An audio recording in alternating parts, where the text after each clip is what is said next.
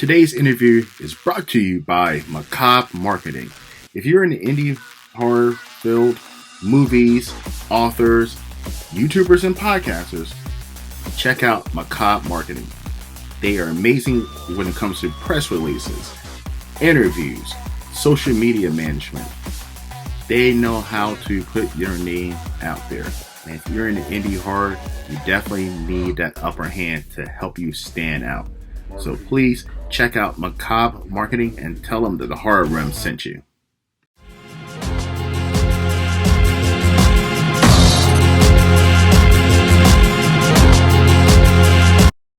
Hello everyone, welcome to the Horror Room. I'm Travis Bruce, and today we're doing another indie horror spotlight. By the way, this is one of my favorite movies of the year. It's streaming right now on Tubi. I have with us today the director of the movie that's called Malice. Once again, streaming free on Tubi right now, so definitely check it out. I have Chaz Fenwick. Chaz, welcome to the Horror Room. Hey, Travis, good to be here. Pleasure, man, pleasure. So tell my audience a little bit about Malice. Oh, firstly, there was 3 directors, so I was one of 3. One third. Mainly just produced it. So yeah. What can we tell you about Malice? Where do we start with that?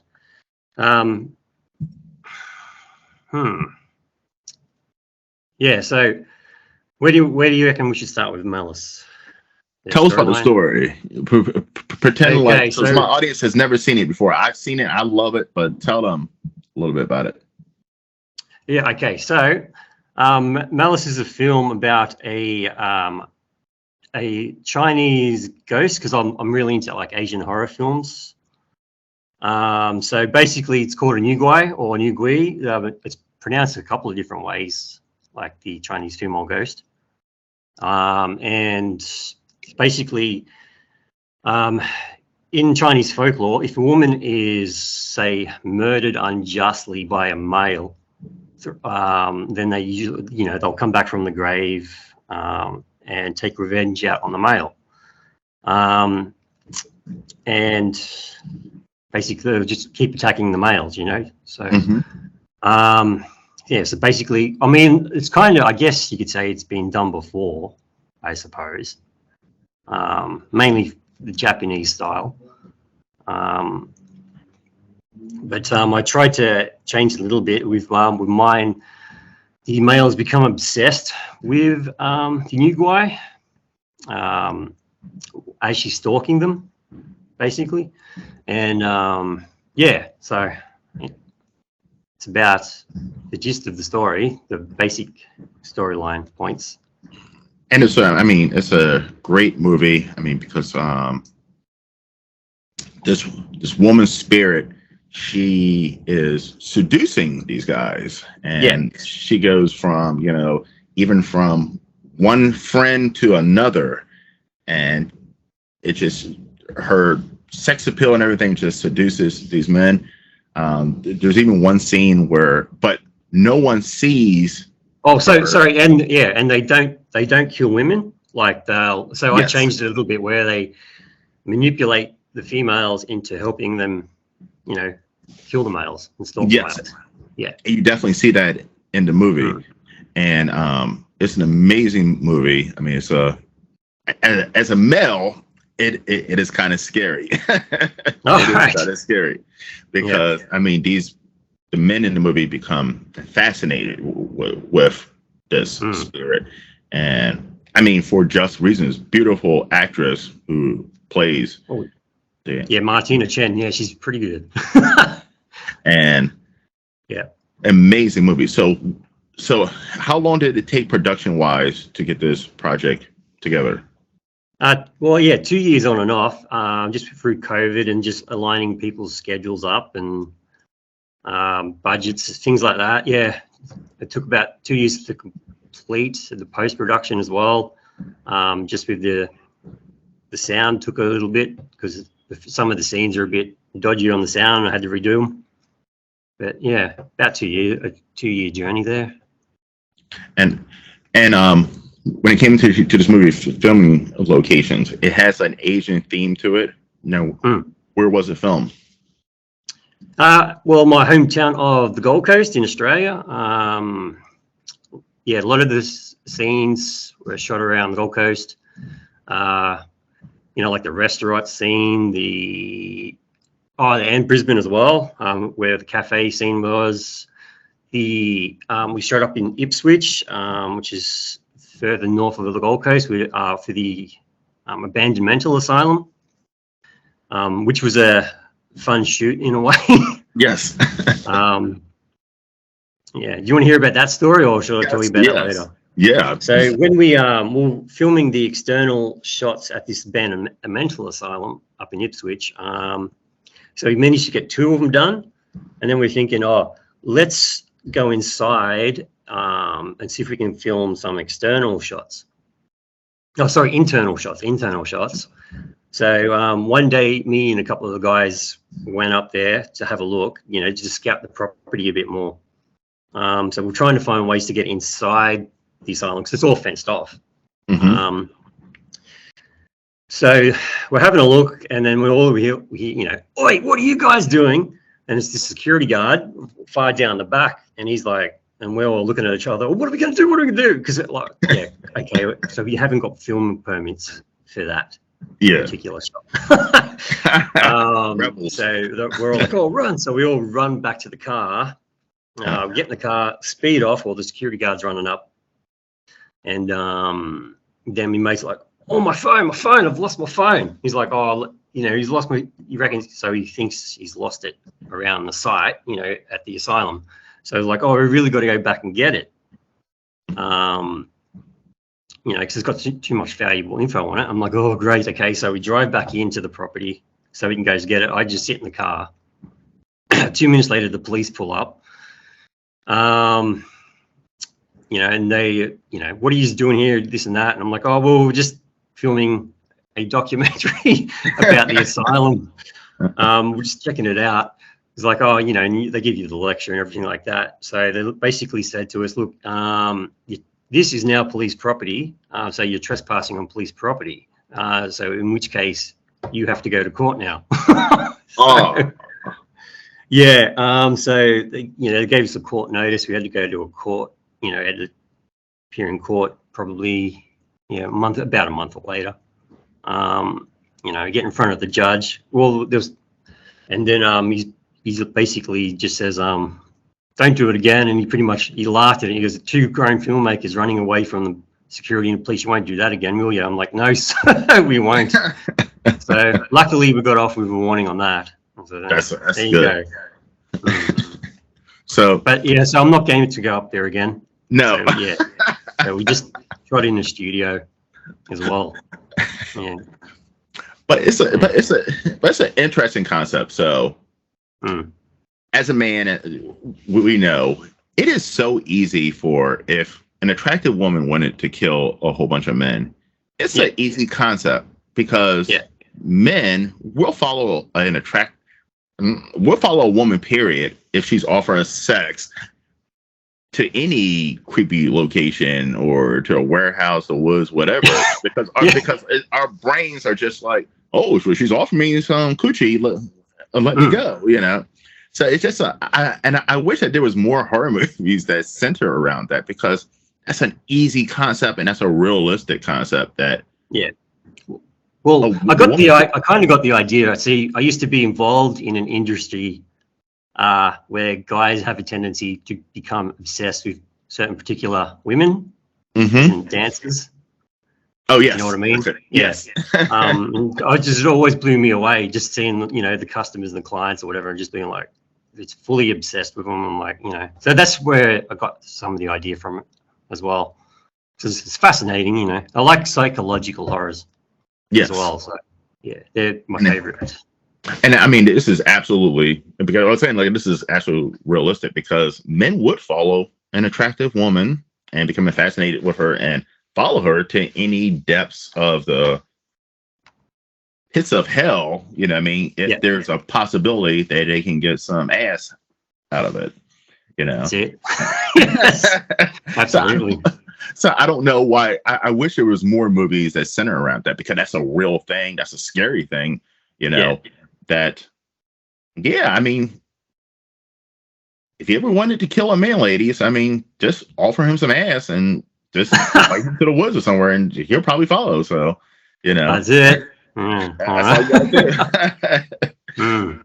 So you said that you got a lot of inspiration from Asian horror, and I'm new to the Asian horror myself. So Yeah. I've just started this year, getting into Asian horror, especially especially the Korean stuff. I mean, the Korean stuff. Yeah, there's a few good Korean ones out. Yeah, it's amazing.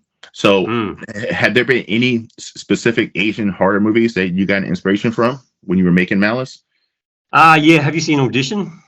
Yes, great one. It's one of them. That's probably one of the main ones, and just obviously the Grudge was the one. Yes. But yeah, mainly Audition was a pretty big one there. Yeah, just for I've got an what's another one? Shudder. That's a Thai one. That's pretty good. Have you seen that? I haven't seen Shudder. They do have there is an American version of it. Okay, that's not. I've got to say the Thai ones are much better. Yeah, I want to see the Thai one. Yes. Yeah. Mm. But I mean, and you guys do not hold back from the gore in this movie as well. There are some gory scenes. Because I thought, it's not too much of it. I thought, maybe should I add more of it? No, I mean, it was a perfect amount of gore. Oh. That it definitely sent the message. Plus the cinematography with the lightings and the shades and just the images from when this spirit is taking over certain people's minds. It is shot beautiful. Yeah. Oh, well, I'm obsessed with the red filter. I don't know why. I just love it. I just love the look. It looked amazing. It looked amazing. Oh, cheers. So, would there be a sequel to Malice, or is this going to be a I'd like to think so. So I'm pretty far out just with normal life stuff at the moment. So hopefully next year I can start something. See, the problem we have now is Martina, the main chick. She's gone back to Shanghai now. She's living in Shanghai again. Wow. So which I did have a backup plan. So we're focusing more on Maya's character, Kyo, because that way you can explore more of the backstory with the asylum as well. So I'd like to use true elements of things that have happened at that asylum, and, incorporate that into the story. So I guess the second one would be more of a spin-off in a way. Yes. With Maya's character. And then I am intending to write some short stories as well. I'm in the process of doing that. So there's one called The Art of Malice, which is basically an artwork. It's like it's set in medieval China, where similar storyline. You're obsessed with the woman. He makes an artwork of it. He's knocked her off previously, and the artwork you're so obsessed now with the artwork that it comes to life. Malice comes to life through the painting and tortures him for numerous amount of days. Yeah. Yeah. And I feel bad for the poor guys in this movie because these are pretty likable character guys. I mean, these are not like their necessary creeps or. I'm sorry. Yeah, I'm finding that no one likes the character. I'm not the actor, but the character of Joe, obviously, because he's meant to be a bit. Oh yeah, he's a dick. Yeah. But his friend is such a nice guy, and like. Lee. Yeah, Josh, I mean, yeah. Such a nice guy, and I felt so bad about his character. I was like, all right. Yeah. That's it. Yeah. So any guys in the film will always get killed off pretty much. So yeah. That sucks. All right. So when it comes to any filmmaking, especially on the other side of the world in Australia, is it a little bit harder to get your product over to the West Coast? I mean, not West Coast. To the West, is it to the States? Is it harder to? Because I know right now it's streaming on Tubi, and Tubi is not streamed. It's not an option in majority of the world. Yeah. In other countries. So I just went through Film Hub. Film Hub just did everything. Yeah. So currently, It's on Tubi, which I'm mainly focusing more on, and then you got Amazon Prime, UK and USA, and I'm still trying to get it. Like, it's not on Amazon Prime Australia, which I'd like it to be on Amazon Prime Australia, but I don't know, for whatever reason, I still haven't been able to get it up on there yet. And then Hero Go TV, that's a new one. That's only streaming in the USA, so I can't get access to it. Wow. And then MTS Network, that's a new one. I think it's just starting up. So you heard of that one? No, I haven't. Okay. But, yeah. I think that one's meant to be like focused on more like women type storylines.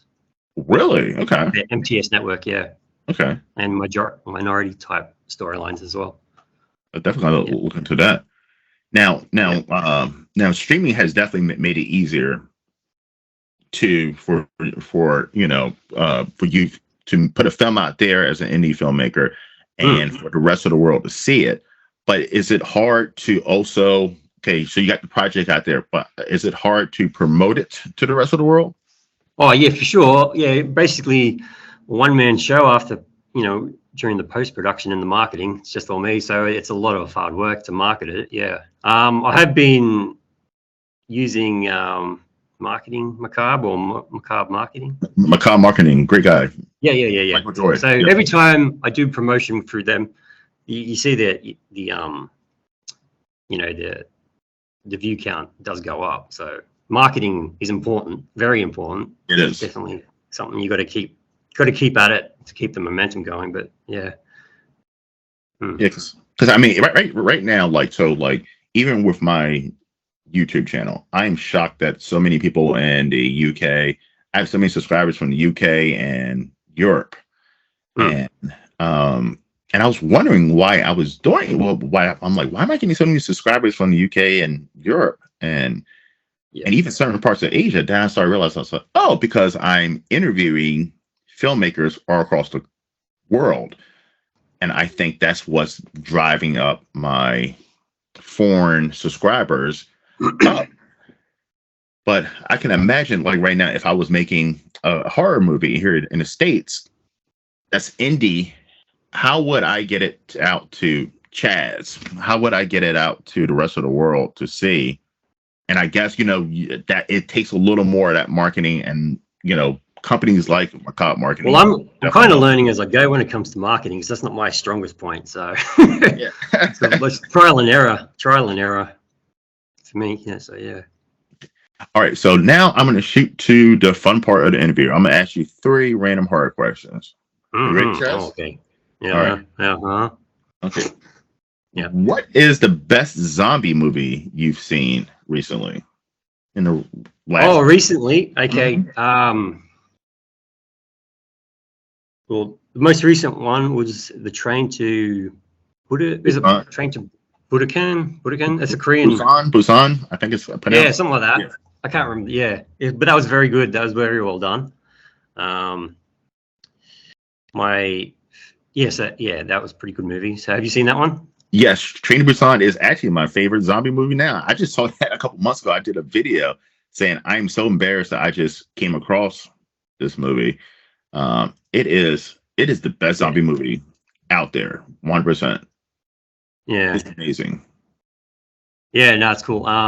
Probably my favorite would have been was it Day of the Dead? That's my favorite. I like growing up. Yes, that was the one in the shopping mall. I think, wasn't it? That's Dawn of the Dead. Yes, Dawn of the Dead. Yeah. That was a good one. That was my favorite for the longest time until I saw Train to Busan, and because people kept telling me the Train to Busan's been out for a while, and people keep saying Train to Busan, and I just had this stupid American way of thinking, like, oh, I don't want to read subtitles on foreign movies and so forth. So you handled my subtitles all right, then, I hope. Yeah, that's what I always worried about. So, but yeah, I didn't mind the subtitles in your movie. Like, you got me at that right point where, like, I was starting to get introduced into Asian horror, and I actually appreciate the subtitles over like the dubbed American dub stuff. Yeah. So yeah, I mean, I enjoyed it. Oh, okay. Yeah, no, because there's been a couple of. Actually, that's a bit echoey, isn't it? Is there an echo with you? No, I'm good on my line. I just have to deal with it. Yeah, no, I've had a couple of criticisms from people who didn't like subtitles, but some people have tried to watch it without the subtitles. I'm like, well, what the hell? I know. But it's a weird thing when it comes over in the States. Like, we do not like subtitles, but I think we're starting to get used to it, especially horror fans. But like also too, like the Korean dramas is becoming big in the United States, so people are more coming abreast to subtitles. All right. Have you seen The Wailing? The Wilding? The Wailing. No. Is that a good one? Oh, that's another good one. Yeah, check that one out for sure. Yeah. I'm writing this down. That's WAILING.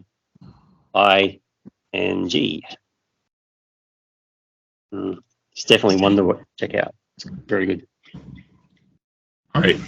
So the second question I'm going to shoot into is, what is your favorite iconic horror series? Oh God. Series, as in TV series, you mean, or just like movie series? Mm-hmm. Oh, okay. Jeez. Okay. That's hard. So hard. Well, probably. Well, I grew up on Nightmare on Elm Street. That's my first, introduction to horror. But probably The Exorcist were big. The Exorcist films. Okay. Especially the third one. The third one's great, and it's underrated. Yeah. Oh, yeah. I love it probably more than the first, actually. The second one's no good. I haven't. I did too. Yeah. I did too. Hmm? I said I do too. I actually enjoyed the third one more than I do the first one, which is it's great. Yeah. Which most people would disagree with, but I did. Yeah, exactly. Yeah. I loved it. It was pretty good. And obviously, and what else? I grew up on on the Friday 13th as well. So, yeah. I mean, there's a lot of them out there. Like for me, but here's the thing with horror series. There's a couple of good ones and there's a lot of bad ones. So so if I had to pick a series that's been consistent, the Scream series has been consistent for me. I don't want to say that's my favorite. I would say Halloween's my favorite. Oh, but there's a lot of bad I like the Hellraiser. Hellraiser's great too. Now, okay, final question. If you could remake any iconic horror movie, which one would it be?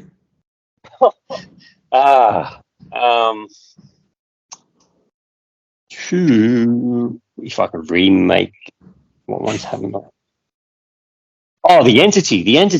I'd like to see a modern version of that. Have you seen The Entity? I have seen The Entity. That's a good one. Yeah. I love that one growing up too. Definitely would like to see that again. But though I am kind of getting sick of reboots and remakes or whatever. Especially The Exorcist.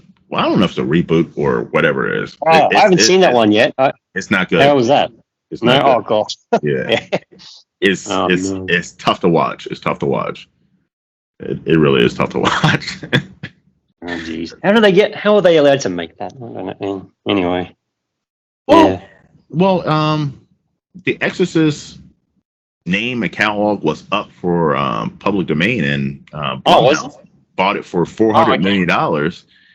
And they were like, I guess we got to make a movie out of it now. We got to do something with this, and it's not good, man. It's not good. That sucks. Yeah. So, Chaz, where can everyone find you, my friend? Social media. Is in the socials. Oh God, I've got so many I can't keep track myself. Well, you got Malice Nugui on Facebook, so you just look it up, search it. So same with Instagram, Malice Nugui Film. YouTube, Malice Nugui Film.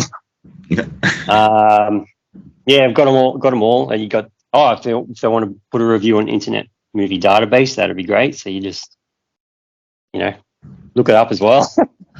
Yeah, so that's about it, I think. Listen, Chaz, it's been an absolute pleasure having you on. Listen, everybody, it's one of my favorite